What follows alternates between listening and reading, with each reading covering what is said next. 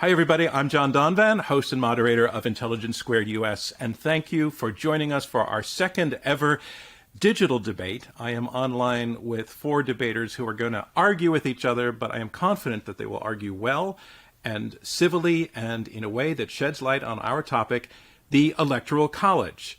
I am coming to you in a debate that we recorded on Friday, May 15th, but we are releasing it live to you right now.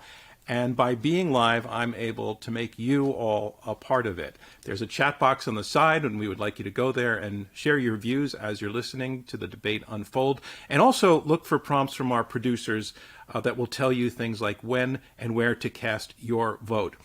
I want to welcome in particular our audience tuning in from Northwestern Pritzker School of Law in Chicago. We were originally going to be hosting this debate with you on your campus, and we're sorry that we can't get to see you live and in person, but we're happy to have you here now, partnering with us in this way with Northwestern for this debate. And now let's move on to our debate topic, the Electoral College, this unique construct of indirect democracy that, well, it's not a college, as the term is commonly used, but it sure is electoral in that its members currently, maxed out at 538, have been the actual electors of every president we've had ever since we had a constitution, even those 5 times in our history when the popular vote went to someone else. Recent memory, the 2000 election, the 2016 election. And what were the founders thinking? That's a question that the Supreme Court is considering right now in an Electoral College case. But why do the founders think the Electoral College was needed? What good has come of it, and what harm has come from it? We think that in these questions, we have the makings of a debate, so let's have it. Yes or no to this statement, the Electoral College has outlived its usefulness. I'm here virtually to help juggle the squares on your screen, these two teams of two who are ready to argue for and against that resolution. So let's meet our debaters. First up to speak for the resolution, the Electoral College has outlived its usefulness, I want to say hello to Jamelle Bouie. Jamelle, thanks for joining us. Thank you for having me. I just want folks to know, Jamelle, you are a New York Times columnist and a political analyst for CBS News. You are also an alumnus of our series, so it's great to have you back. And back from where? Where are you located, actually, at the moment? I'm in Charlottesville, Virginia. Well, it's great to have you joining. I'm up in, for the folks who don't know, I'm in Washington, D.C. Also arguing on your team for the resolution, I want to say hello to Kate Shaw. Kate, welcome to Intelligence Squared. Hey, John. Thanks so much for having me. It's great to have you joining us. And you're a professor at the Cardozo School of Law and co-director of the Florsheimmer Center for Constitutional Democracy. You're also a host of the very popular law podcast, Strict Scrutiny. That's right. Welcome to Intelligence Squared. And where are you located in this world? Thanks. So I'm normally in New York City, but actually am now in upstate New York with my family. Okay, sounds like you might be sheltering in place a little bit. I'm so glad you were able to join us. So that's the team arguing for the resolution. The Electoral College has outlived its usefulness. Now let's meet the team arguing against that very resolution. First, let's say hello to Tara Ross. Tara, welcome to Intelligence Squared. Hi, John. Thanks for having us. It's great to have you with us. I want folks to know that you are the author of a lot of books about the Electoral College, including Why We Need the Electoral College. You're also a former lawyer and editor of the Texas Review of Law and Politics, which perhaps tells me that you're joining us from Texas? I'm in Dallas, Texas, and my family would joke that I'm a recovering lawyer. But yes, I did go to law school. All right. Well, thanks very much for joining us. And your partner, I want to welcome also to Intelligence Squared, Bradley Smith. Bradley, hi. Welcome to Intelligence Squared. Hi. Thanks, John. Pleasure to be here. And you are a professor at Capital University Law School, and you have served as commissioner, vice chairman, and chairman of the Federal Election Commission. Welcome. And the same question to you. Where are you joining us from? I'm in the little town of Granville, Ohio. All right. So we're spread across the eastern seaboard, and then as far down as Texas. And I'm glad that we can all do this. And again, we have a super large audience, not just across the United States, but around the world. I want everybody to know that, as always, our debate will go in 3 rounds, and then you, those folks out in the world, our online audience, get to vote to decide who the winner is. And here's how that works. We're going to ask you to cast 2 votes, one in just a few seconds, and then another one after you've heard all of the arguments from our debaters. And the team that sways the most minds between the 2 votes is the one that is declared our winner. So It's time to cast your first vote to get us started. If you're using our chat, you'll see a link to vote from one of our producers coming right now. You just click on that link and cast your vote for or against or undecided on the resolution, the Electoral College has outlived its usefulness. And remember, you do that now, and then we're going to ask you to do it again after you've heard all of the arguments. And I want to remind you, it's the side that sways the most minds between the first vote. It's the difference between the first vote and the second vote that determines our winners. And by the way, if you're not seeing that link, don't worry. You can just go to this URL and vote as well. That's iq2us.org/EC-vote. IQ, the number 2, us.org/EC-vote. All right, I'm going to give you just a second to get your first vote registered. All right, I think we are ready to move on to round one, opening statements from each debater in turn. Those statements will be 4 minutes each. Our resolution is the Electoral College has outlived its usefulness. And here, first up to speak for that resolution, Jamelle Bouie, columnist for the New York Times. Jamelle, your time starts right now. All right, thank you. So to address the resolution, to address why I think it has outlived its usefulness, I'm going to begin with a discussion of how we got to the Electoral College in the first place. And the key thing I want everyone to understand is that the Electoral College that we have, the one we will use in November's election, is that not actually the one that was ratified in 1788. That Electoral College fell out of use very quickly, and what we have is essentially an extra constitutional mechanism put together to deal with the exiges of politics as they developed. So a quick sort of capsule summary of how we got the Electoral College. From the beginning of the Constitutional Convention, and specifically when they began thinking about the national executive, the delegates were trying to balance essentially four competing things when it came to how to choose a national executive. They wanted a voice for the people. They wanted fair representation for slave states. They wanted independence from the legislature. And they had to deal with the very simple question of how do you actually choose a national executive in a big, large, diverse country. They cycled through a few things. Several delegates, including James Madison, proposed popular election. Others proposed choosing from the Congress. But by the time they came to a conclusion, which was at the very last minute of the convention, they decided they would do this elector-based system, that each state would choose electors who would gather together as a kind of Congress that would filter through candidates. Whoever won the majority of electors would become president, runner-up vice president, and if there was no winner, it'd go to the House, who would choose on the basis of the delegations. No one was really entirely satisfied with this when they came to the conclusion, but everyone expected more or less that the president of the convention, George Washington, would become the first chief executive, and this was a straightforward way to get George Washington to become president of the United States. So no one was really too worried about it. There was debate over it during the ratification debates, but it wasn't a big sticking point. No one was too worried about mob rule in these discussions. They weren't worried about excessive democracy. Usually when the founders talked about democracy, they were talking about Athenian-style direct assemblies, not representative elections. So it works in 1789 and 1792, and then to choose Washington, and then it promptly falls apart. 1796 is highly contested. 1800 is famously contested because Aaron Burr and Thomas Jefferson get the same number of electoral votes, and this ends up nearly tearing the country apart. And the 12th Amendment is passed to ensure that electors can choose a president and a vice president on separate ballots and to avoid a repeat of 1800. But by this point, this is key, by 1800, the idea of a non-partial body of people selecting a president is gone. We have partisanship, we have political parties, we have partisan electors, we have the expectation that they will choose on a partisan basis. And so at that point, the Electoral College, as designed, has basically outlived its usefulness. It's gone within 15 years. And what emerges, the winner-take-all system, highly partisan electoral choices, is basically an attempt to get around the conditions of American politics at the time. Surviving founders lament this, and even Madison calls for a constitutional amendment to get rid of winner-take-all at the very least.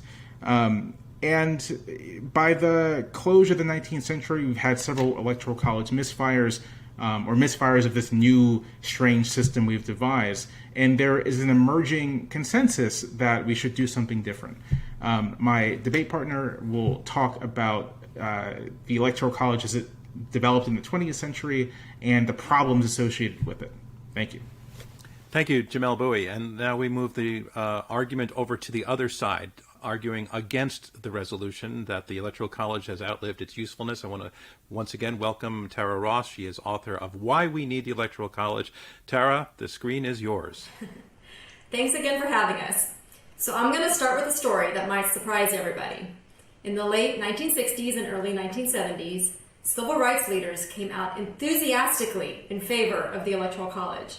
Now, this was no token gesture of support. They wrote editorials, they testified before Congress.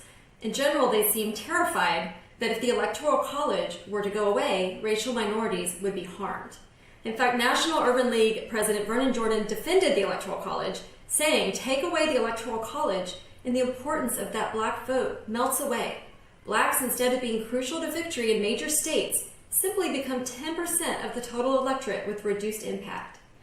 So he and other civil rights leaders noted the benefits that go unappreciated today. First, he noted that third parties cannot gain too big of a foothold with the Electoral College. Now, maybe you're not too happy about that because we all sometimes get frustrated with our two choices. But the good side is that extremists cannot have too much of an influence on our election. In particular, the civil rights leaders noted that segregationist George Wallace in 1968 was unable to get a foothold. They noted other benefits as well. They noted that the concentration of minority voters in certain large urban areas can be an advantage. Jordan called this the empathy factor. Those who live in the same city tend to have shared concerns, so the result tends to be coalition building within cities across racial and other lines that might normally divide us. Those coalitions can swing a large metro area and thus the state. But the beauty of the Electoral College is that it balances us in so many ways. So while urban areas may have disproportionate power in some parts of the country, in other parts of the country, rural and small states can make a big difference. And this is because of how electors are allocated, partly based on population and partly based on one state, one vote. So we have a balance. And the result of this, historically speaking, has been that we have encouraged presidential candidates to build coalitions. You can't win if you're catering to one region or one type of voter or one special interest group. Those who do the best in the Electoral College have done the best job of coalition building. Historically, those who do a terrible job tend to fail. So the virtual audience is looking at me and saying, but Tara, that's ridiculous. Look how divided and angry we are. I agree. We are in a bad place. Both parties are broken. Nobody's doing a great job of coalition building, and it's not pretty. But the good news is we have been here before. We were here in the years after the Civil War, stark division between North and South, lots of anger and division and upset. But the Electoral College helped us. And the reason it helped us is because it was unproductive to stay in that place. Democrats could not win with only their safe areas. They simply did not have enough safe areas. By contrast, Republicans could win with only their safe areas, but just barely. If they lost even one part of the country or one state, then they would lose the presidency to the Democrats.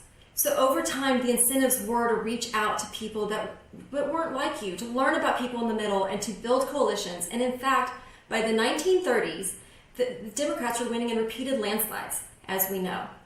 So I would just encourage everybody to remember that the Electoral College helps us today. When we are our most angry and our most divided, it's actually when we need the Electoral College the most, because it reminds us to come together as Americans and to reach a hand across the aisle to those who aren't entirely like us. So I would urge everyone to vote against the motion. The Electoral College still serves us today. Thank you very much, Tara Ross. And that is our resolution. And here to make her opening statement in support of that very resolution, Kate Shaw. Kate's a law professor and co-host of Strict Scrutiny.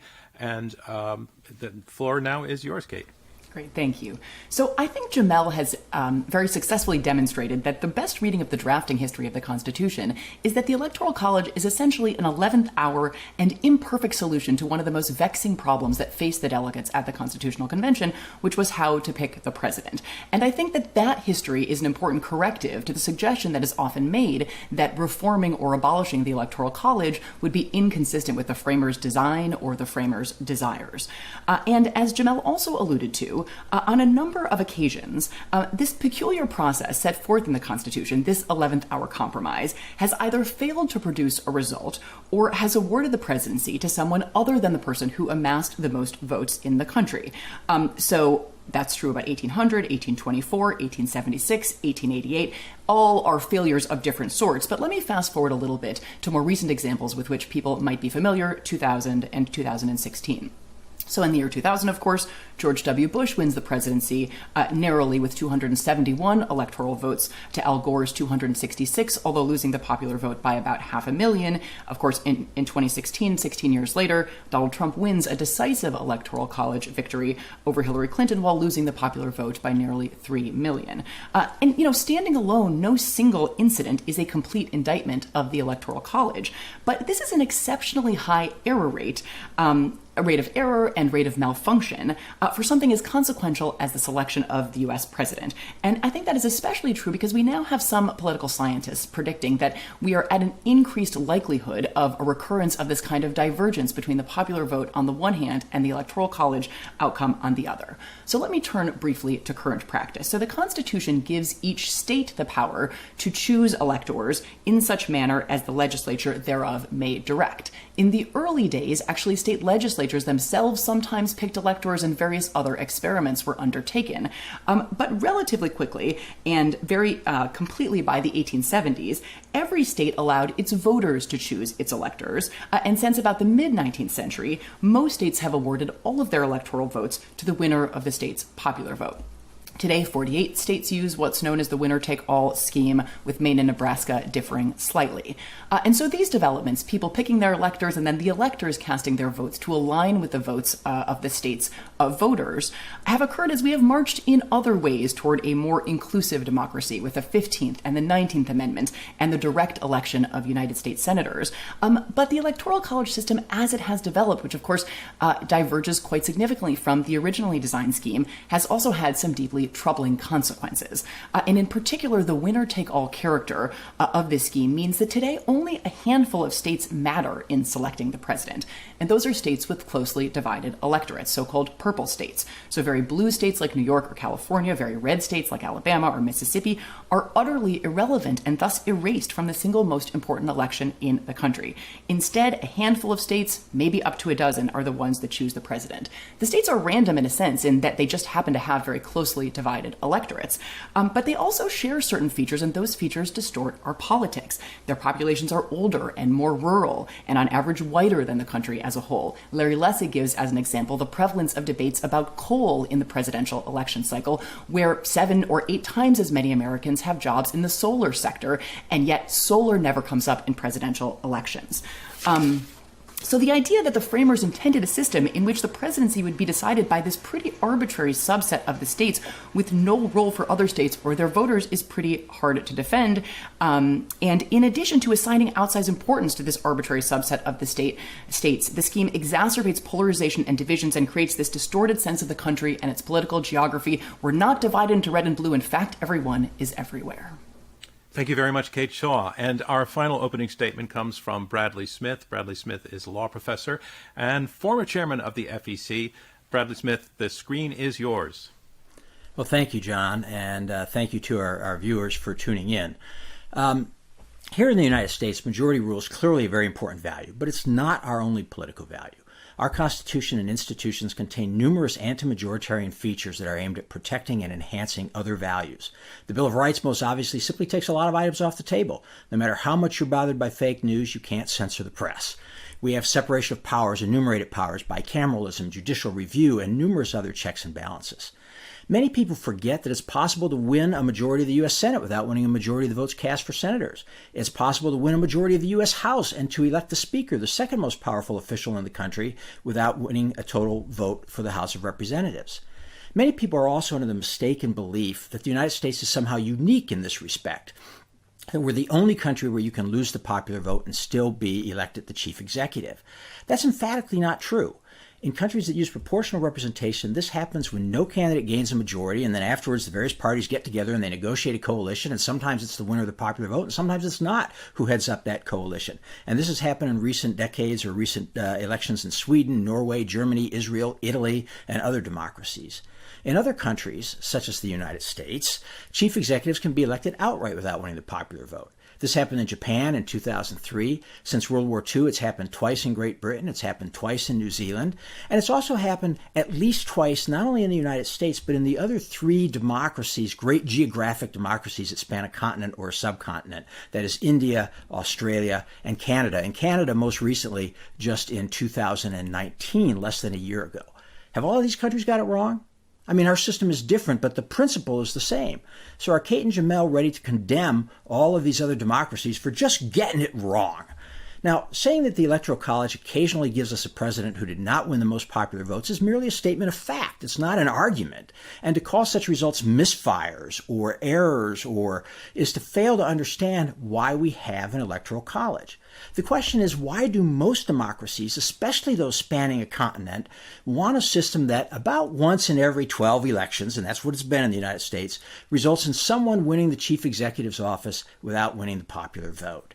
Let me suggest that our Electoral College recognizes that in a vast, incredibly diverse country such as ours, it matters how electoral majorities are created. You don't have to win the popular vote to win the Electoral College, but you have to win a lot of votes, and you have to win a lot of states too. And that necessarily means that the winning candidate will have appeal that extends beyond any one or two regions or broad social classes. Sometimes people complain about this focus on swing states, but there's 2 points here. First, those other states aren't irrelevant. Try winning the Electoral College if you're a Democrat without winning California. It's very, very relevant. Secondly, it's just that the voters there tend to agree.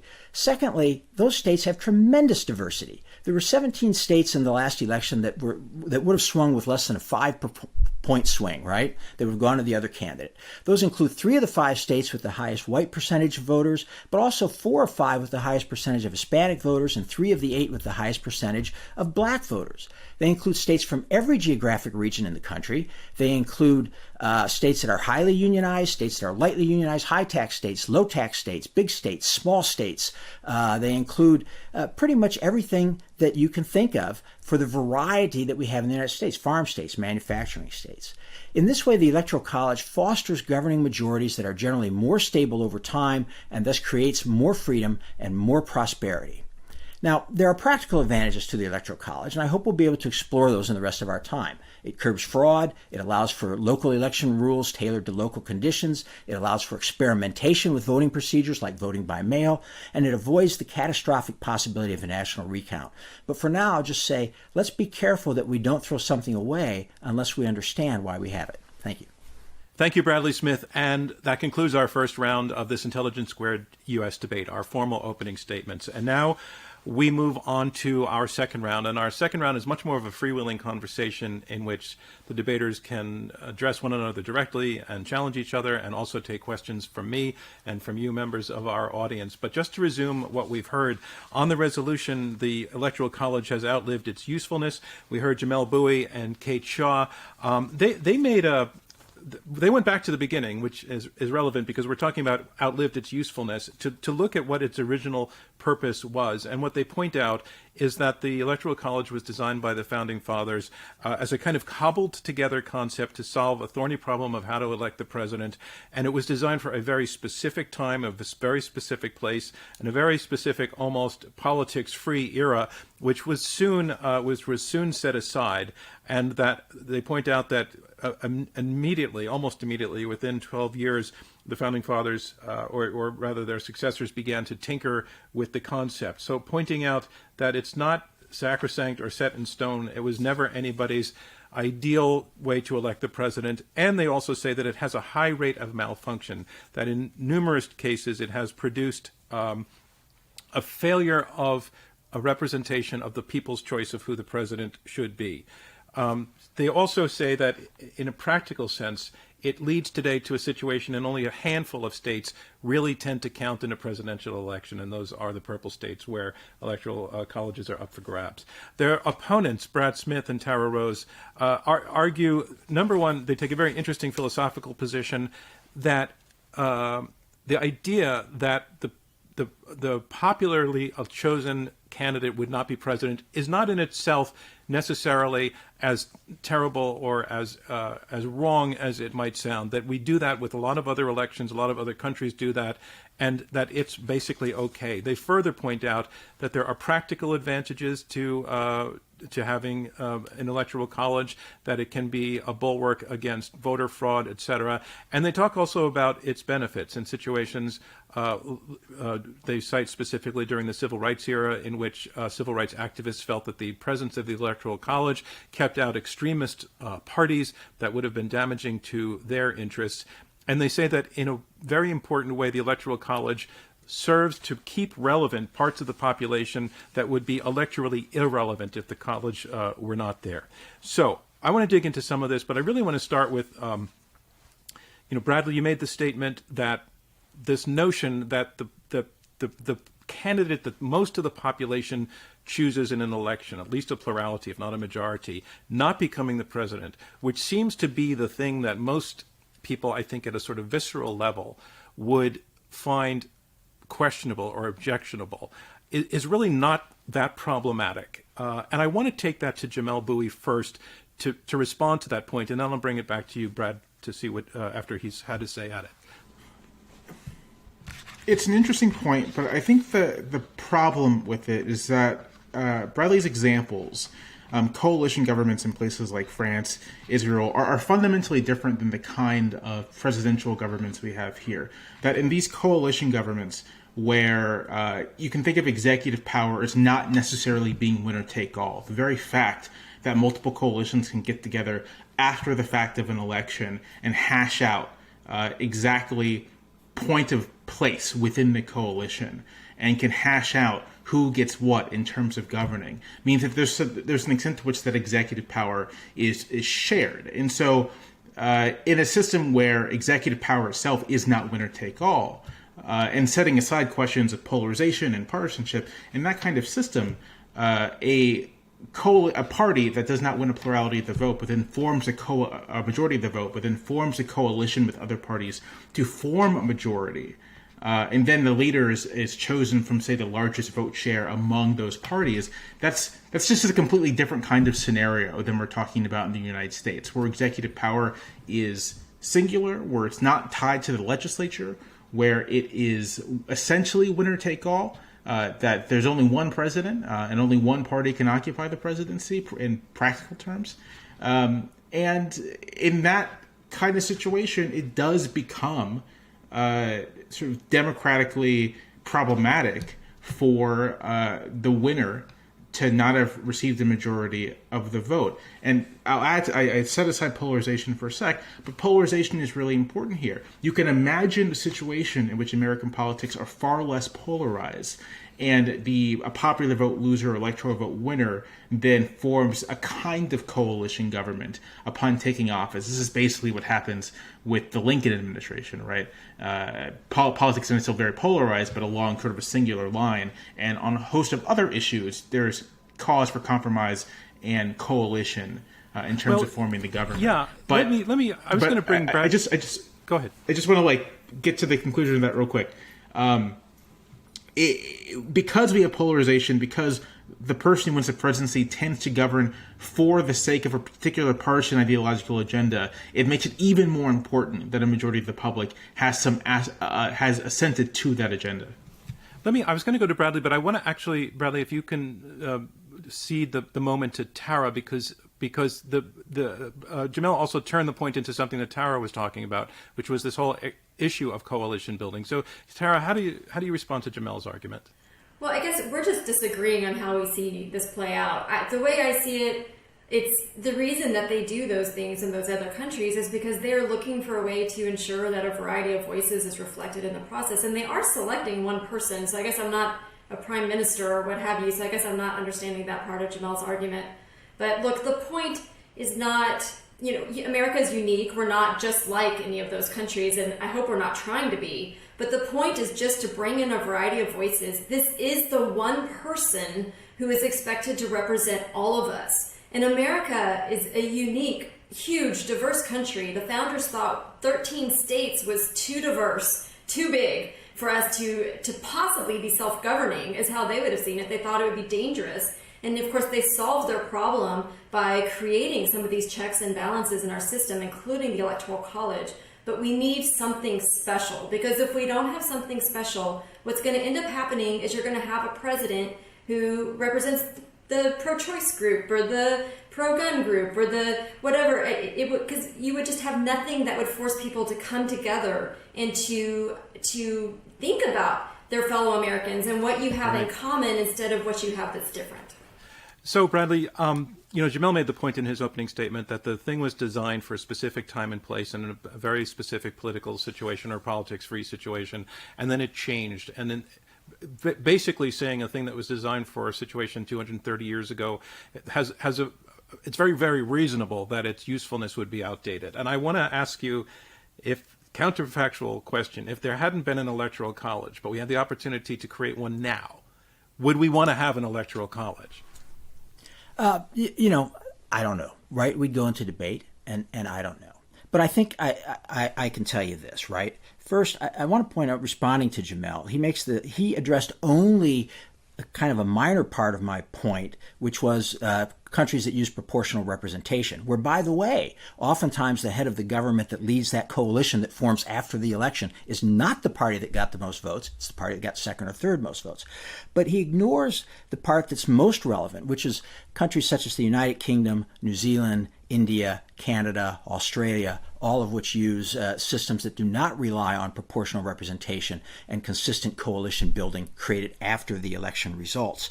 In each of those cases, though, you can win a majority and you can win the prime ministership or whatever the office is called without having won a pure majority or even a plurality of the popular vote.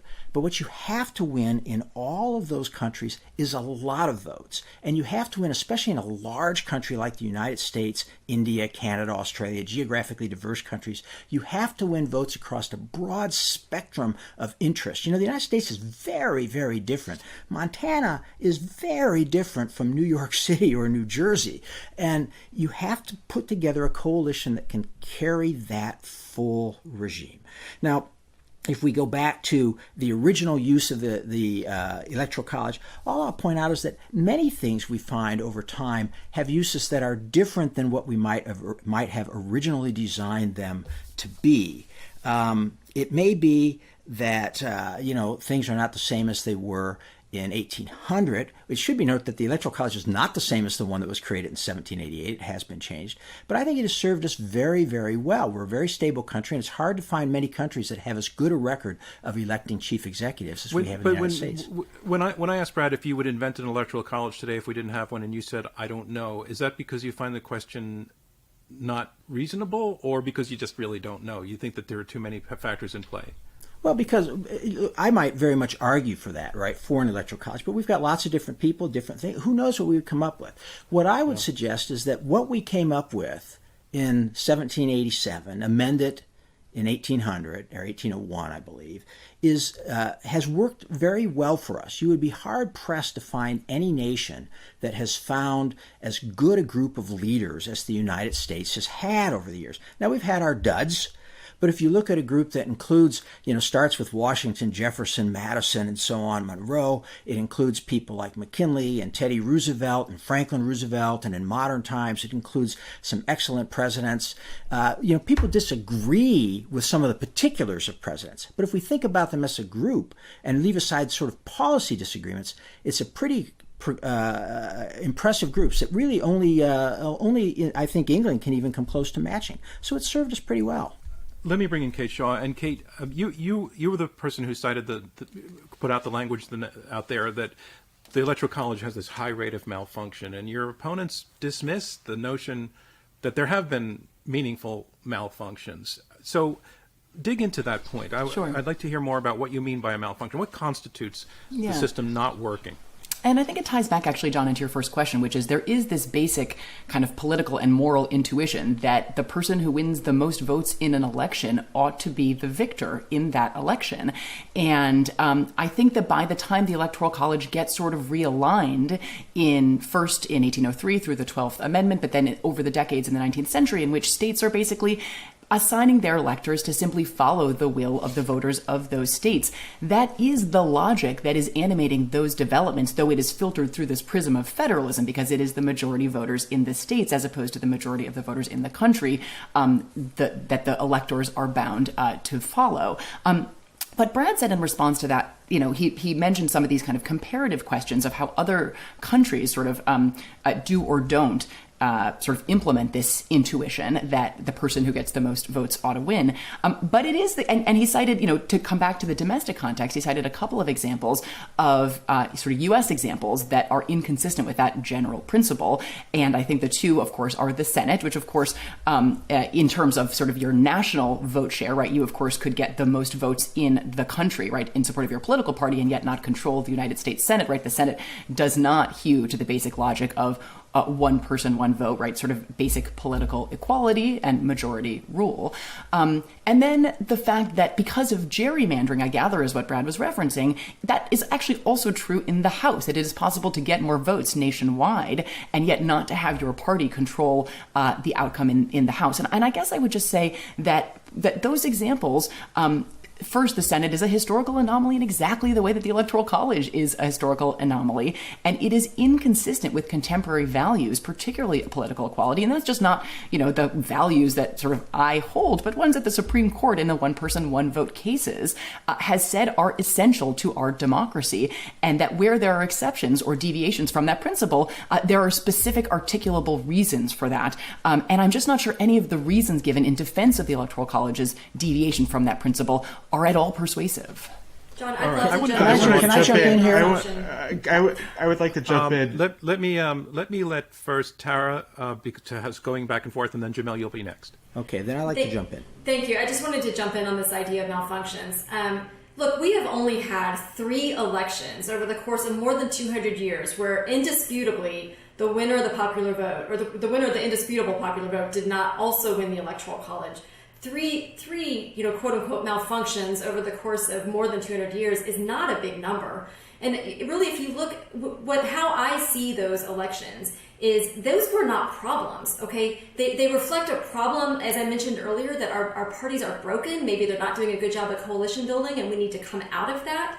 But when you look at the dynamics in 1888, Grover Cleveland, the reason he won the popular vote was because he won massive landslides in just a handful of southern states. I mean, literally like 72% of the vote or something in some of those states. That would not have been a fair, just outcome if Grover Cleveland, the winner of the southern region, had been able to be president of the entire United States. And by the way, he himself seems to have learned this lesson. The party, and he did a little bit better job 4 years later, and he came back and built a better coalition, and he won in 1892.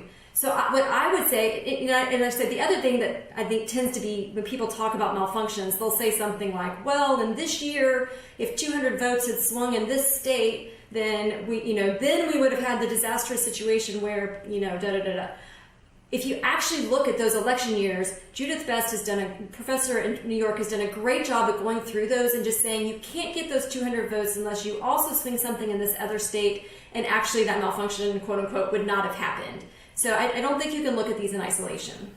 Let's go to Jamelle and then Brad. Jamelle, you're up. So I want to make sort of 2 points. The first is something that's come up a couple times thus far in the conversation, and I don't want to let it drop, which is this idea that the Electoral College ensures sort of optimal geographic representation. Examples were given of this. Montana is different than New York. Tara said in her opening statement that in the post-Civil War period, building the Electoral College enabled the construction of larger coalitions. So to address that claim, just as a matter of history, the extent to which larger political coalitions were able to be built in the post-Civil War era and really the post-Reconstruction era, the extent to which this was any kind of unity was basically built on the suppression of African Americans in the South.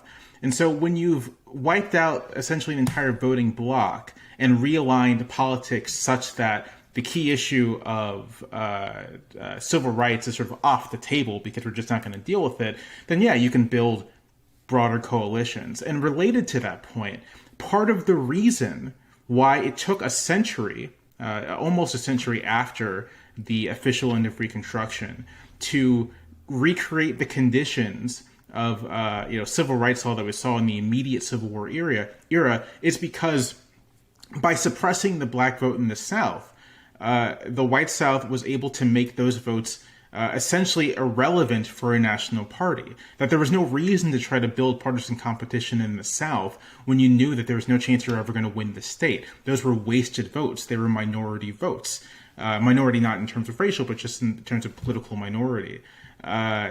And I think that dynamic in which essentially entire populations can be disenfranchised in terms of choosing national political leadership because of the winner-take-all mechanism is something that I think is a reason why we should give pause to the idea that the Electoral College creates any meaningful geographic representation in the present. There are 4 million rural California voters. That's more than more or less most every other predominantly rural state put together. New York City may not have much in common with Montana, but certainly the western rural parts of New York have a lot in common with Montana. And there are rural regions and urban regions throughout the entire country which are effectively ignored, their interests ignored, because there's no reason for a political candidate to even address them. And there's a very easily imaginable counterfactual when we do have a national popular vote for presidential candidates knowing that their supporters exist in every single state, in every single county, construct coalitions on the basis of finding those supporters in those counties, in those states, especially since it's just numerically impossible to win a national election by popular vote with only concentrating in a couple states. It can't happen. Let me jump in, Jamelle. I think that's an important point to make.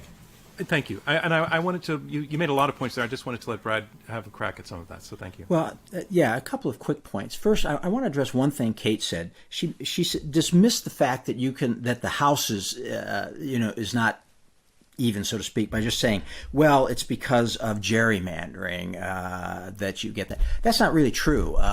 It's not because of gerrymandering. And in fact, for example, Montana has 50% more voters than Wyoming does, right? It has the same number of votes in the Electoral College. It's not due to gerrymandering that's the case, all right? Now, we might say, well, then why shouldn't each voter in Montana be worth the same? But that's not true in Congress, and that's what I'm pointing out. It's not true for congressional representation either.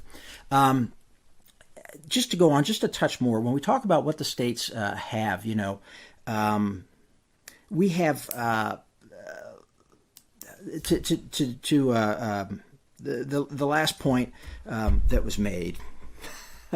Well, I seem to have lost my train of thought. Perhaps you better pass on. I'd like to go to an audience question, and I think this will move us in a somewhat different direction. So we've asked for people to join in and send in questions, and I want to welcome to Intelligence Squared, actually a journalist from Vox, Emily Stewart. Emily, welcome to Intelligence Squared. Tell us your question, please. So one thing that happens to me sometimes when I write about the Electoral College is that I get readers writing me and saying, hey, if we abolish it, then what will happen is that only cities and blue states will get to decide elections. And my question is, how do you respond to those people that live in Nebraska or Wisconsin or states with that would have less of a say?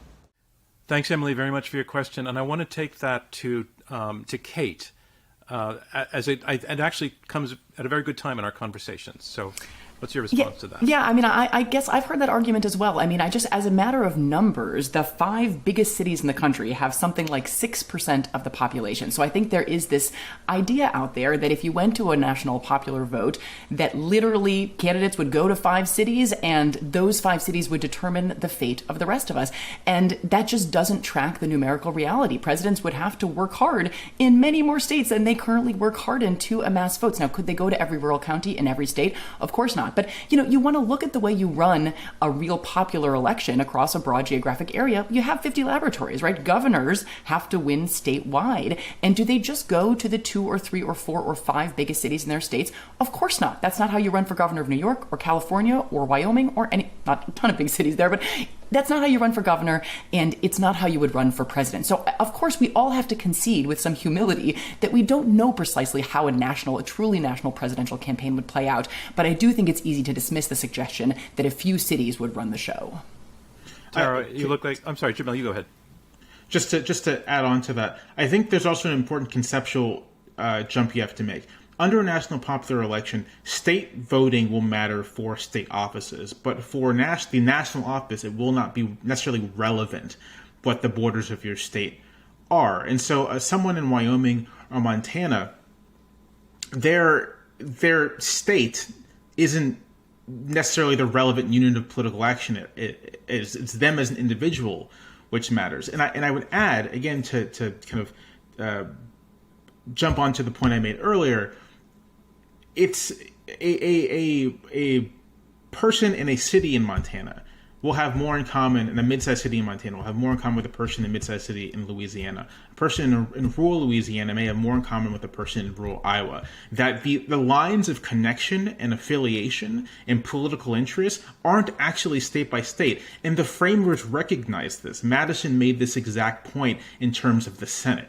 And so it's this idea that what we're really looking at or interests are divided according to the size of the state or the density of the state doesn't really track at all with how politics actually play out in this country. Okay, Tara, you've been very patient and you look like you really want to get into this, so go for it. So much to say. So to answer your Vox reporter, this is what I would say. First of all, remember, you cannot assume that the two-party system is going to remain stable when this is all over. What's going to end up happening is you're going to be in a situation that's more like France, where you literally, they have as many as 10 or 15 candidates in a presidential election, and 2 people make it into a runoff with something like 19% of the vote. So yes, with those kinds of numbers where you only need a plurality and no longer a majority, then yeah, you definitely can be in a situation where big cities and big states can run the show. Another point I would make is that, look, if at the risk of bringing the 2016 emotion into it, which I try hard to avoid, but in 2016, Hillary Clinton got 20% of her vote from only 2 states, New York and California. And in fact, if you were in those states, by the way, she got most of her votes from cities, from urban areas. So if you remove New York and California from the equation, she no longer is leading in the popular vote. Donald Trump is leading in the popular vote.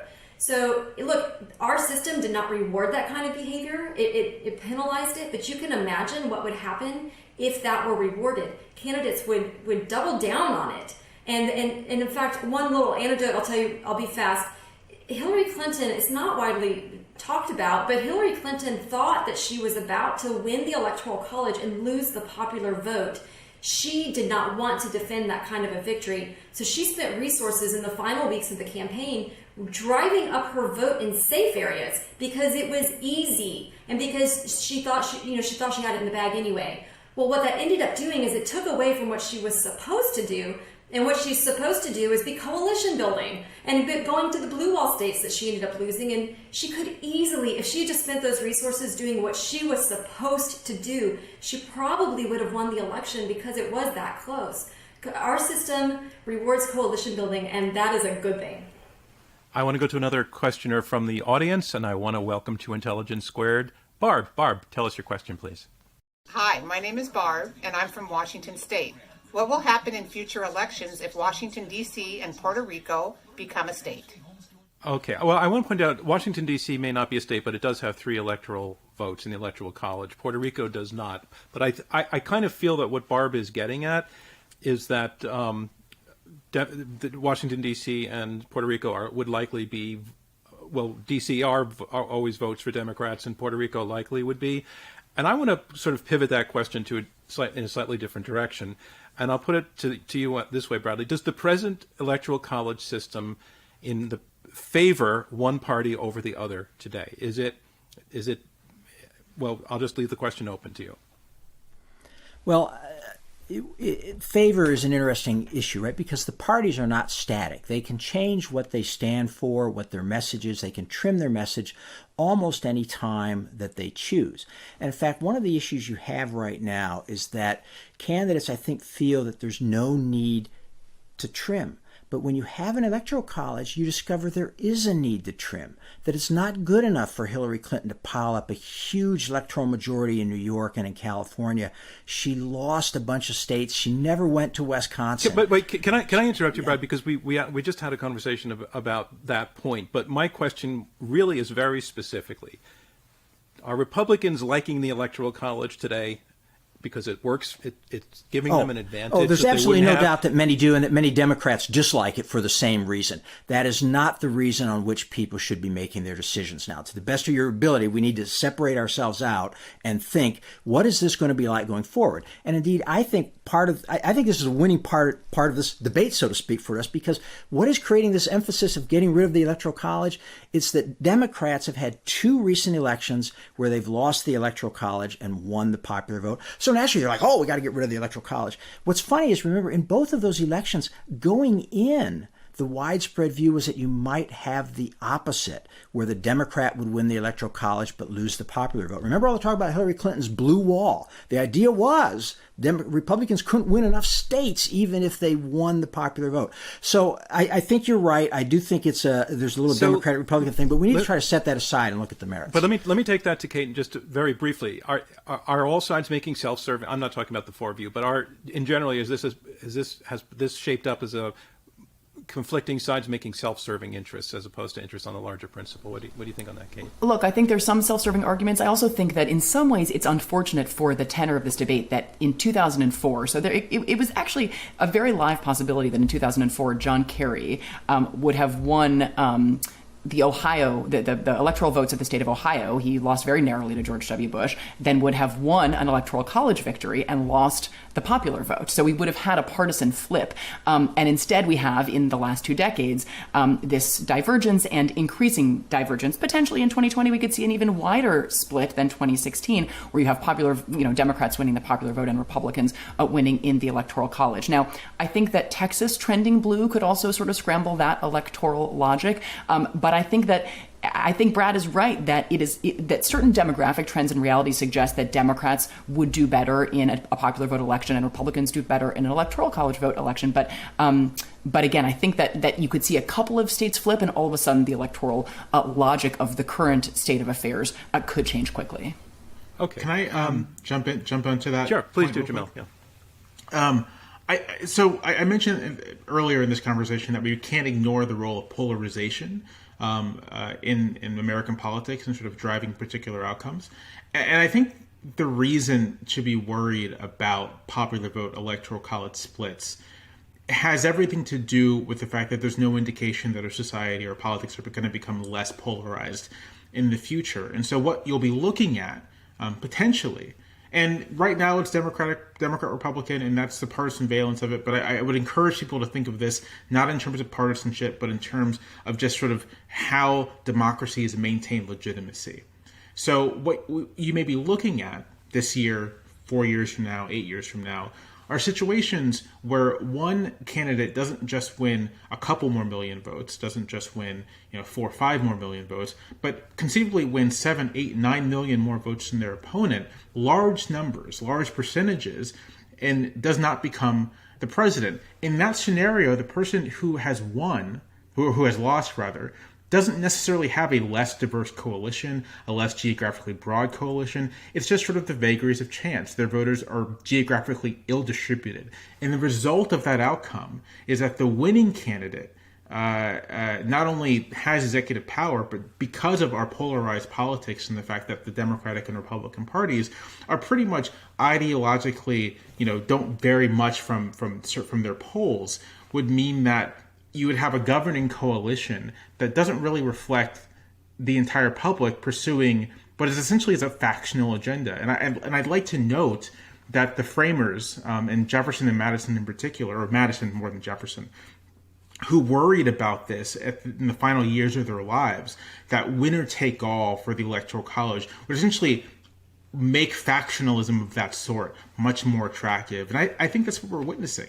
I do believe that if, to bring in contemporary politics, if President Trump had won a outright majority of the vote, and that was the basis on which he is governing, and that coalition necessarily would have been broader than the one he actually had, he would perform much differently than he has. Setting aside whether you agree with his decisions, I think it's hard to dispute that the president has governed in a factional manner. Tara, what do you think of that point? There's a lot in there. I was trying to figure out what to hit first. I was interested in the last part, though, that if the president had to appeal to a broader coalition. Actually, I'm going to withdraw the question and back up because we don't want to make this a debate about. We tried very hard not to make this a debate about Trump. So why don't you respond to a different point? I try to do that too. I don't want to get into the personalities so much, but look, I think I'm going to go back to what I said in my opening statement. I do agree that we are in a divided time. I do agree that both parties are broken. And I do agree that everybody needs to do a better job of coalition building. But I would just lay the blame equally on everybody. Everybody is doing it. I think that the Democrats feel like they see weakness in the Republican Party, so they're doubling down on the cater to the base. But Republicans are also, if they weren't catering to their base so badly, they'd be building better coalitions. So I just think that's what it is. I kind of want to go back to some of the safe and swing state stuff. Just because it's been in and out and it hasn't really been fully addressed. Look, my view is there is no such thing as a permanently safe or swing state. They change all the time. Kate mentioned that, some think Texas could go purple soon. It just changes. West Virginia, people forget. In 2000, if West Virginia had not flipped from a safe blue state, which it was before 2000, to a safe red one, George W. Bush would not have won that election, regardless of what happened in Florida. And you can see examples throughout history. California used to vote Republican. Texas used to vote Democrat for Jimmy Carter. There's a whole slew of southern states that voted for Barack Obama or voted for Bill Clinton that would not dream of voting for Barack Obama. It is constantly shifting. In 2016, Utah was threatening to vote third party, even though they've been a safe little red state for forever. That safe little red state was so important to the Republican Party, which knew it needed every vote, that they dispatched Mike Pence out to Utah in the closing days of the campaign. So I would push back on this notion that safe states don't matter. Safe states matter. Utah mattered in 2016 with its small allocation of votes. Texas matters, even though it's been voting red for a while. California matters. There's no Democrat that wants to go into the election without California or Republican without Texas. But right now, some of them are getting afraid it's going to happen. So this is just constantly shifting. It's like a pendulum that moves back and forth. Safe states are states that have made up their minds early in the process based on the prior 4 years of governance that preceded the election. But there's nothing certain about that. And they will flip anytime they feel discontent. I'd like to go to another audience question, and this one comes from Dylan. Dylan, welcome to Intelligence Squared, and please tell us your question. Thank you for taking my question. When the Founding Fathers created the Electoral College, one of the chief functions they envisioned it performing was that of a failsafe against the sometimes poor judgment of popular opinion. Electors could step in to prevent the presidency from, quote, from Federalist 68, falling into the lot of any man who is not in an eminent degree endowed with the requisite qualifications. There's never been a meaningful enough number of faithless electors for the body to perform this function. Is there a way to reform the college so it can perform these functions? Or are there alternative constitutional arrangements that we could make to prevent unqualified candidates from succeeding? Thanks. Okay, thank you, Dylan. And your question goes to, what's the solution for the future, which is not strictly speaking what we're debating. But what I found interesting in your question was your presumption that the founding fathers were didn't trust democracy, didn't trust the general public to make wise decisions, and that the original concept was that there would be a group of wise men and white men in that particular case, but that their wisdom was the thing that was, and there's sobriety. It was the thing that would qualify them for this role of choosing the president for us in the long run. And I'd like to, since we started a little bit going back to the beginning, I'd like to go to you, Bradley. That notion, I think, inherent in that, and I think Dylan likes the idea that the Electoral College was meant to protect us from irrational choices made by the public. And I think he's saying they should be able to make choices. This is what the Supreme Court case is about now. They should be able to make choices based on their consciences rather than reflecting the popular will. What do you make about that? Well, this brings up a lot of different points, but I tend to think that, yes, they thought electors would use their judgment, but it would be very rare that you would want electors to go against the will of their state as expressed by their voters, right? A lot of people look at, for example, 2016 and think that they think that Donald Trump should not have been elected president and electors should have turned against him. Well, how would Trump's voters have reacted to that? What would that do toward a sense of how the country is operating? So I have generally been in favor of the notion that, in fact, electors are not bound, but at the same time, it would be very, very rare that you would want an elector to go against the understanding that people bring into the election, that if my party or my candidate carries my state, that's how my electors are going to vote. So I like it there as a safeguard, but I think we should be very, very hesitant to pull that trigger. Jamelle, I thought you said in your opening statement that you do not believe that the Founding Fathers were worried about mob rule. Did I hear you correctly, that you don't think that was a factor? Yeah, that's right. I think when it comes to the notes of the convention, the recollections of the people who were there, it's clear that that was not their primary concern, that they were thinking really in practical terms when it comes to justifying the Electoral College to the voters to ratify the Constitution. And a parenthetical here, I will note that ratification of the Constitution was done on a majority vote. That this was one of the arguments Hamilton in particular used to defend the Electoral College. A thing I want to come to in Bradley's answer to the question is this the faithless elector question, and the sense that the voters of each state do have the expectation that we should define faithless elector. If you could take just a moment to tell people what faithless that is. Faithless electors, meaning electors who do not vote in accordance with the partisan decision of the state or of the majority of voters in the state. So I live in Virginia. If Virginia votes for Joe Biden in this November, and one of Joe Biden's electors casts a vote for Donald Trump, that elector would be a faithless elector. But this expectation that voters in the states that their electors will vote in accordance with the partisan choice of the state, I think sits at cross purposes with this idea that the Electoral College is meant to enhance the representation of political minorities in the country, right? That if you live in a state where 50.1% of the voters supported one candidate and 49.9% of the voters supported the other candidate, and under the rules as they exist, that 49.9%, near effectively half, is politically disenfranchised. And I would ask listeners, watchers, to consider the extent to which, if you don't agree with getting rid of the Electoral College, that the winner-take-all rules that we've adopted, that we've grafted onto this institution, the extent to which they serve to rob millions of people of meaningful political representation in every state of the union. Can I come in here and respond? I want to ask a question of Jamelle. So do you think that in 1976, voters in the country were disenfranchised when Jimmy Carter was elected with 50.1% of the vote? I think that Jimmy Carter's election in 1976, I think the extent to which Carter was a down-the-line partisan Democrat represents a kind of disenfranchisement in that regards, right? Because it's clear from the election results that the public wanted some sort of was divided on the kind of government they wanted, but they didn't want.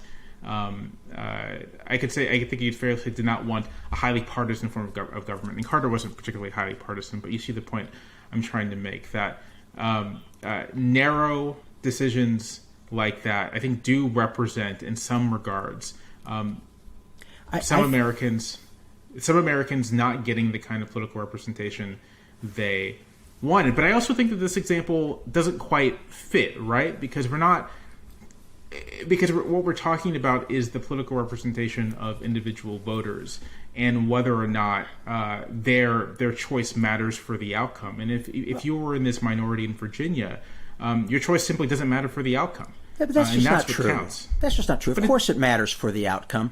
Because eventually, because any one voter is unlikely to switch the election, right? There's 200 million voters. Any one voter in that sense doesn't change the election, so you can say no voter matters. Voters matter eventually in the aggregate, and you can't go around in any election that's going to be won. There's going to be a losing candidate, and you can't use terms as you used like disenfranchised to say you lost. I'm sorry that you lost, but you were not disenfranchised, and let's not confuse those two things. I think that's a very important distinction to make. No, I think you can use the disenfranchisement level. If you live in a state where voting is highly racially polarized, such that your particular political group will never be able to form a meaningful majority to win that state's electoral votes. And this isn't a hypothetical. This is Mississippi. This is Louisiana. This is Alabama, right? States where large percentages of the voters, 35-40%, are African American. But because of the high level of racial polarization, those voters will never, barring some real... let me finish. Will never be able to form a coalition with enough white voters to win. Those voters are effectively disenfranchised under winner-take-all. So voters who, for example, want to abolish the income tax in a state, and they may represent 20% of the vote, they can never get a majority. Are they disenfranchised?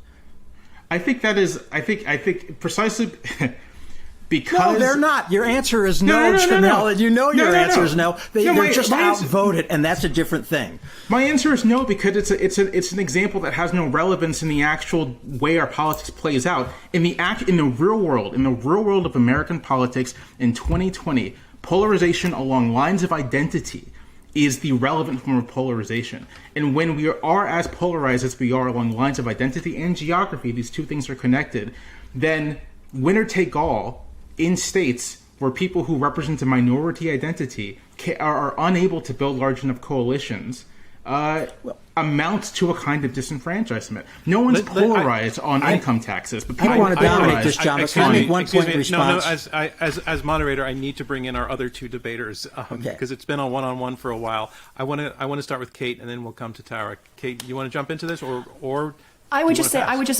take one beat to say there's a distinction, I think, between a scheme that erases duly cast votes the way our current state-based electoral college scheme does, and a system in which you simply fail to successfully carry a majority support for a position. And I think that, of course, no one is claiming that any party that loses in a majoritarian contest is thereby disenfranchised, but that there's a distinction between losing in a genuine and fair majoritarian contest and losing in a scheme in which certain votes are simply not relevant and thus effectively not counted.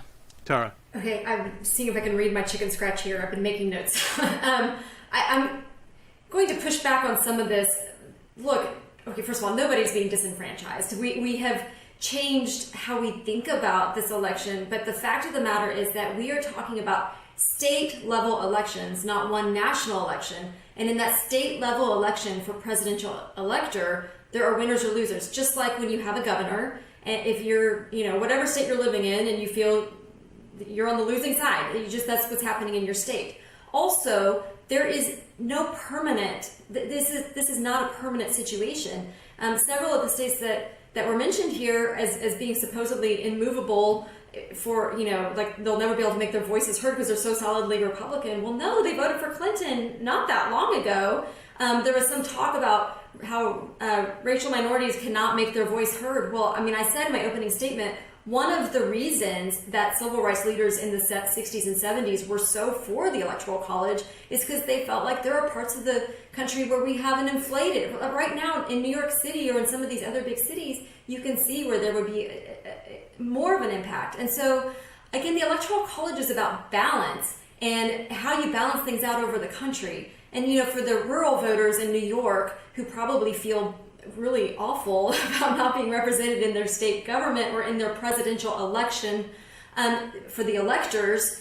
Well, there are rural voters and small city voters in small states and other parts of the country that are getting inflated a little bit. It all balances out. And at the end of the day, what we have is a system that reflects the variety of voices in this nation, and that is supposed to be our end game. John, can I get in on this? 'Cause this is really important. I want to get to one more question, but Brad, you can have a brief response to what was just said. I want to make a point here that's very important, which is if you look at the states, they're very, very different in the 17 states that were decided by where a 5-point swing would make a difference, right? They include manufacturing states. They include states with very little manufacturing, Ohio and Michigan manufacturing, New Hampshire none.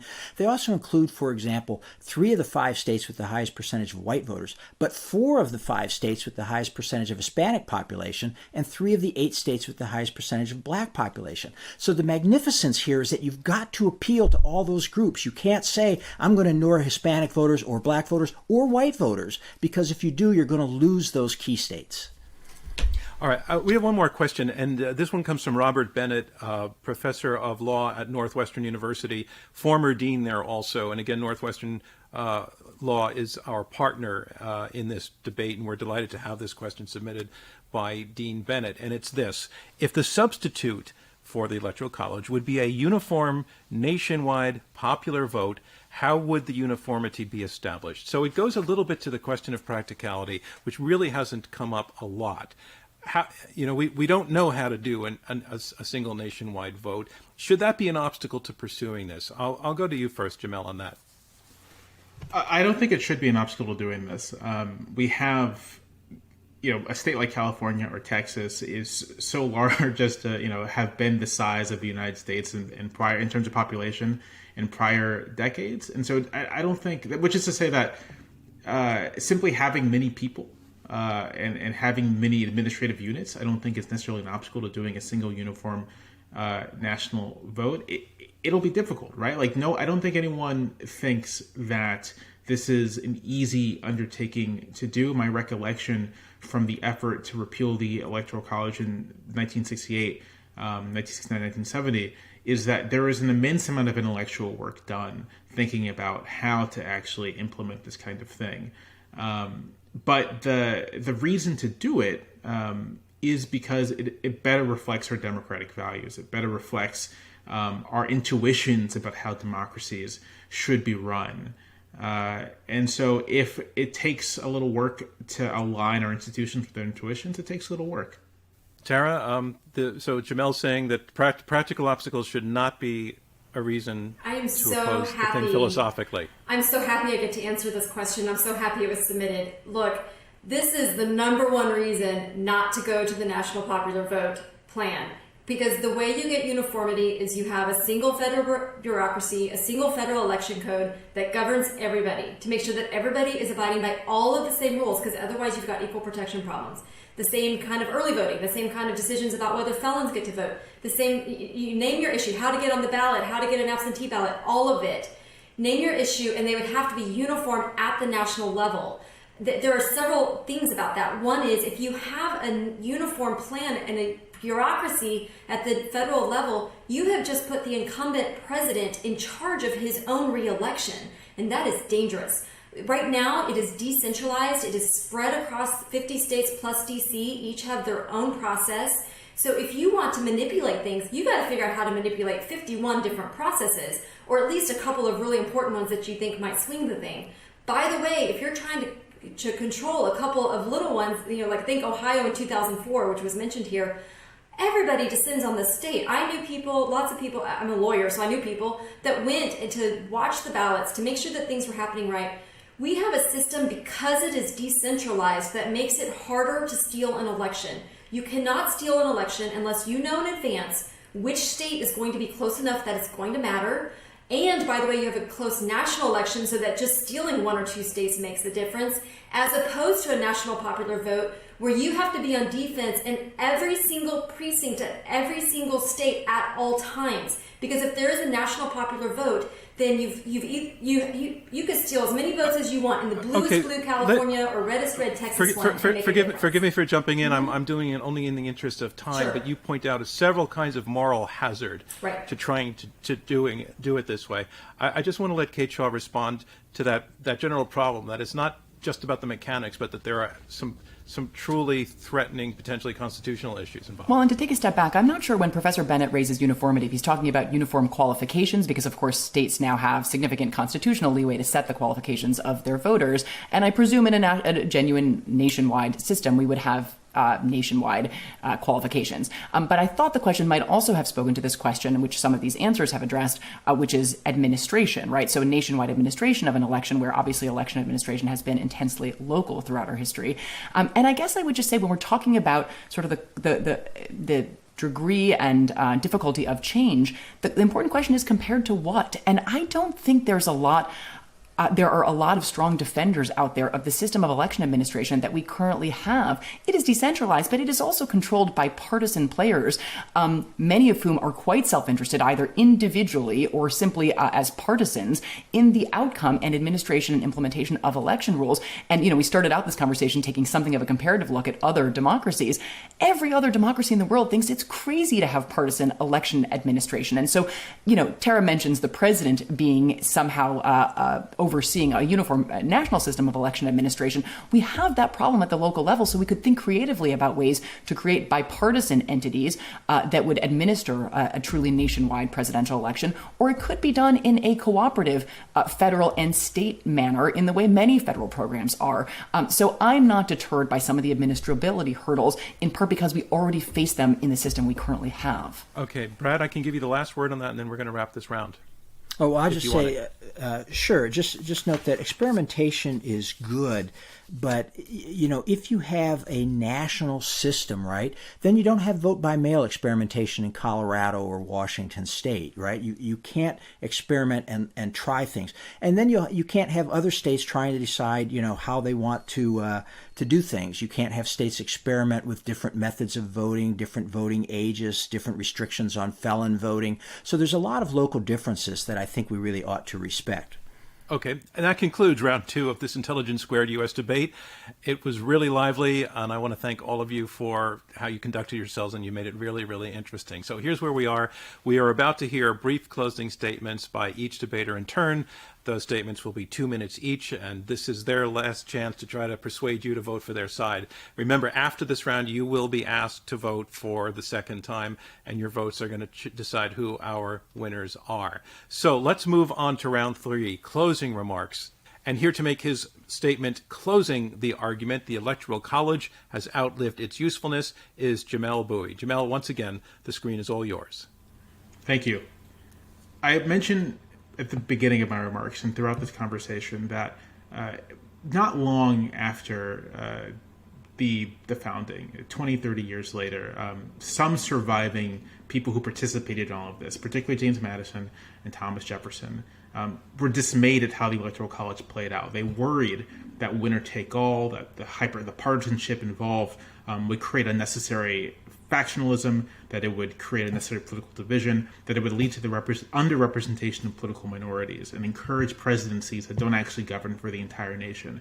And it's true that there have been large swaths of this country's history where we have avoided some of these things. But because of polarization happening in our culture, not just in our politics, but in our culture, that this collection of ills that result from this extra constitutional method of selecting a president, one that wasn't designed, that kind of just emerged as our politics emerged. As we've become more polarized, we have been subject to these ills more and more. People genuinely believe that there are somehow red states and blue states, that if you live in New York, that you are therefore a Manhattan liberal, that if you live in Wyoming, that you are a rural conservative.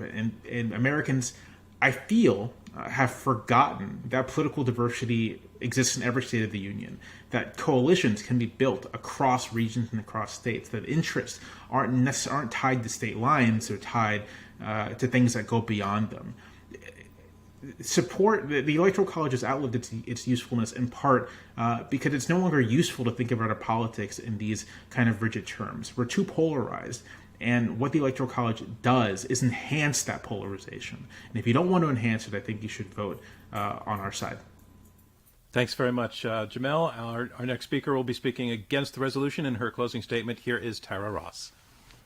I'm going to ask everybody to put themselves in the place of the founders in a way perhaps that they've never quite done before. The founders lived at a unique moment in time. They had just fought a war for self-governance. Self-governance was really, really important to them. They'd laid their lives on the line. They'd lost fathers and sons. And they also knew something else that we have forgotten. Okay, it's not enough to be self-governing. They knew that if they had been given a seat at the table in Parliament, then they would have been outvoted time and time again by the majority of citizens at home in England. So the founders had a problem on their hands.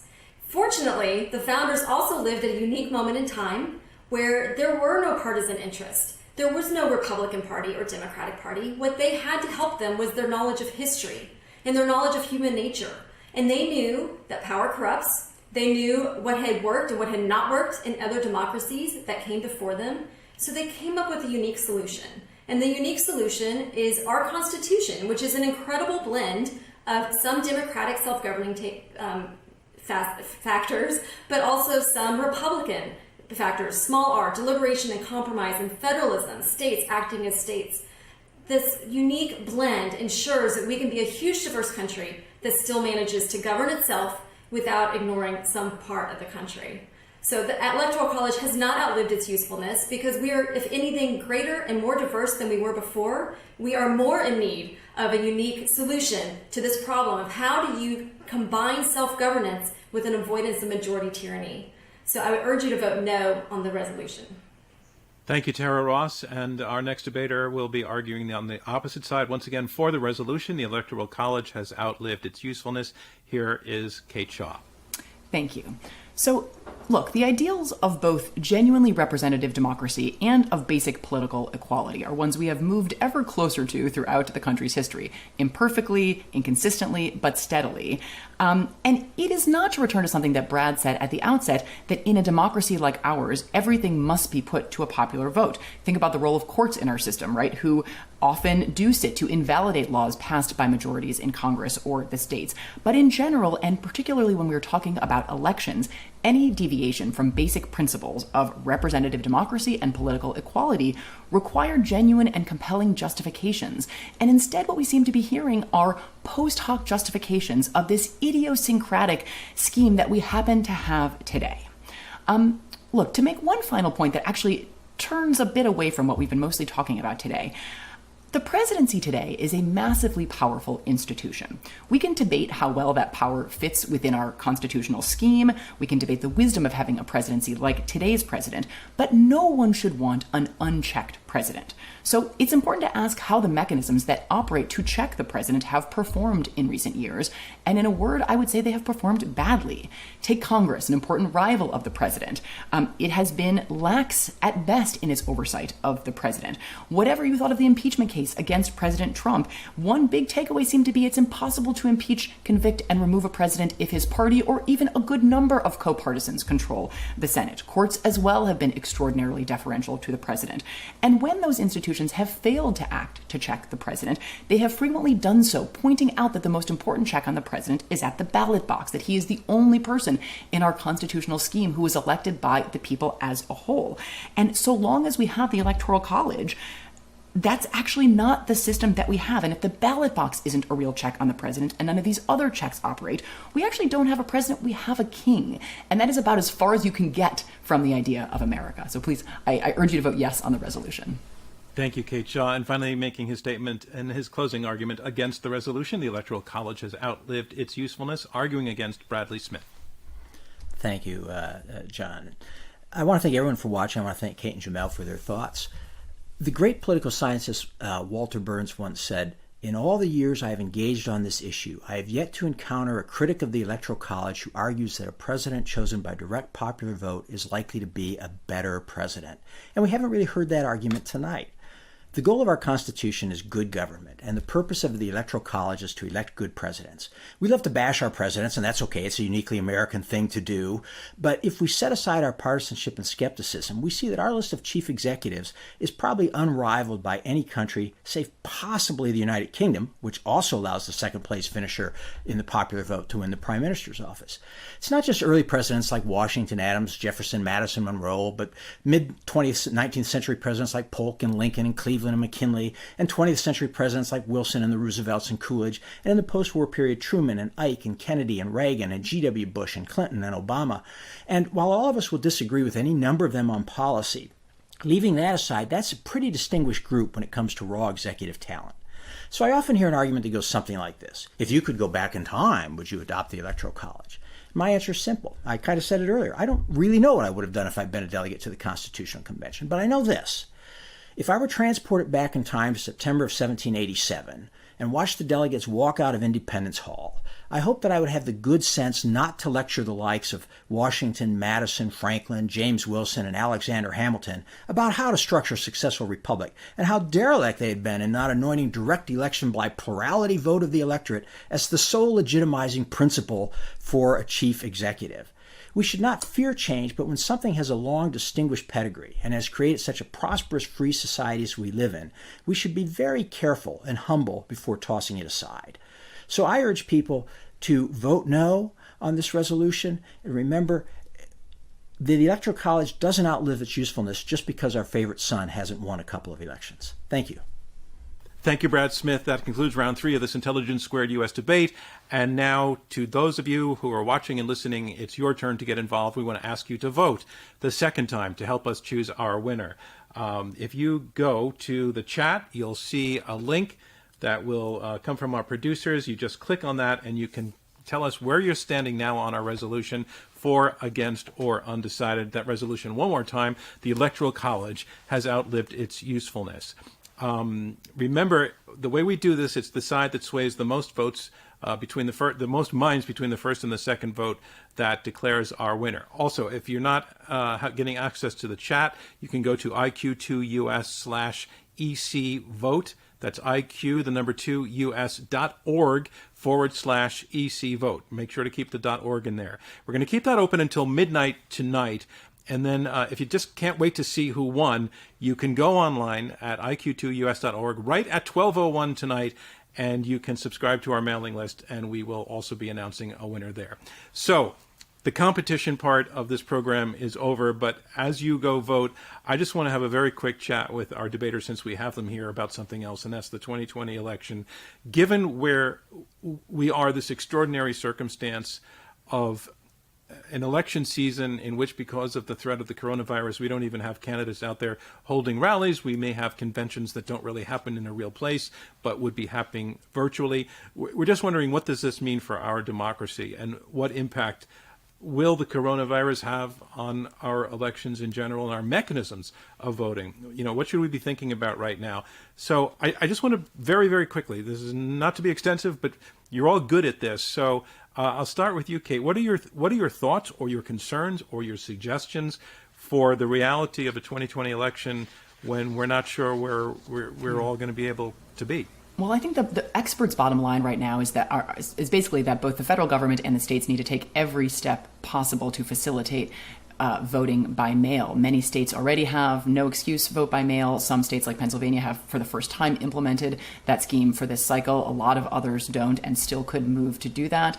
I mean, you know, you asked earlier about sort of how much the arguments in this sphere are actually kind of veiled partisanship. And I would just urge everyone, there has long been this kind of partisan valence to debates about kind of access to the ballot as something that sort of the Institutional Democratic Party has pushed, and concern about election integrity as something that the Institutional Republican Party has stood for. And I would suggest that it is absolutely essential to set aside those kinds of partisan lines and just work to facilitate broad access and security, but safety and health of the population is something that it should be possible to coalesce around regardless of party, but that all of that needs to be happening on the ground in the states now, because the administration of elections in this country, even in this decentralized way, is a ship that is very slow to turn, and that all of that work needs to be done, you know, starting about a month ago, but really starting now. How about you, Brad? I mean, you ran the Federal Election Commission. I'm sure you've given this a lot of thought and maybe a little bit of relief that you're not in the seat right now having to figure this out. But what about that? Well, I think that that there are benefits to keeping it local, precisely in this type of situation. For example, some states might be very hard hit by the virus in the fall. That's the case now in New York, New Jersey, for example, whereas other states are not. Oddly enough, it's a lot of the Republican states, more rural states that aren't as hard hit by the virus now, right? The Electoral College sort of walls that off. It doesn't enable the fact that more people may not go out to vote in the states that are hard hit. It doesn't cost that party votes, so to speak. It's limited to within that state. So there are a lot of advantages to having sort of 50 separate jurisdictions that can tailor their response to the jurisdiction, to the situation at the time, and can't use it to get disproportional influence nationally by jiggering their laws in a particular situation. What about you, Tara? So I will just say, as I'm watching everything unfold the past couple of months, my main concern has been the number. How have we become a country that has just been dependent on executive order, and that everything happens by executive order now? So I would encourage states. I agree with Brad. I mean, this should be a state by state thing. I would encourage states to remember that separation of powers and checks and balances is important even during a pandemic. Some state legislatures are out of session. Maybe they need to be called into special session, and there's some stuff like that needs to be happening. However, I do not agree with the idea that any governor can single-handedly decide what the election rules should be for this unique moment in time. I really, really hope that we will see a change in that. As mail-in balloting goes, I think it depends on the locality and what's going on, and as Brad mentioned, different states and cities have different needs. But South Korea did in-person voting without resorting to any kind of massive mail-in ballot kind of situation. So again, I think these are things that state legislatures would debate. And the point of checks and balances and separation of powers is to get all of the ideas out there. So you don't just have one man or woman's idea of what will solve this problem. We need to be debating it, and we need to have voter input, and then we need to decide what does or doesn't need to be done in the fall. Thank you, Jamelle. Last word for you on this one. I'm with Kate on this. I think that the paramount thing that election officials should be looking towards across the country is making sure that people who want to vote can vote. And if the states are laboratories of democracy, then we have several very successful experiments in very different kinds of states that vote by mail works, that it's a safe, effective, and secure way for people to be able to cast their ballot. And so I would just strongly encourage election officials in every state to adopt vote by mail, to use it as the way they're going to help their populace vote. I think it's the rational and reasonable thing to do. And it also happens that there's no particular evidence that any one side advantages. Neither Republicans nor Democrats get any particular advantage by this. So it really should be seen as a sensible solution to a particular problem, as incidentally the Electoral College was for 10 years. All right. I want to thank you, all four of you, for your thoughts on that. But I also want to thank you, Jamelle and Kate and Tara and Bradley, for doing this debate this way, making it so good, being so civil, so interesting. Our thanks also to Northwestern University Pritzker School of Law for being our partner in this. I want to release you all from this now. You're free to stand up and wander as far as the boundaries of your home, to go to the kitchen or wherever else is safe. But thanks for sitting in with us for this time. It's been a pleasure. We move forward in this new world, and you really helped us take a step forward in it. So thank you. Goodbye, everybody. Thank you. Thanks, everyone. Thanks. Bye. Thank you. This, in fact, is our third partnership with the Newt and Joe Minow debate series. That series was generously established by the colleagues and friends of Newton and Minow to commemorate his numerous contributions to public and civic life. Newt is a 1950 graduate of Northwestern Law.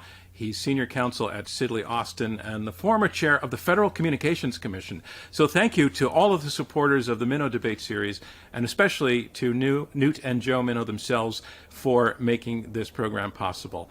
And we want Newt to have a word in this, and so here it is.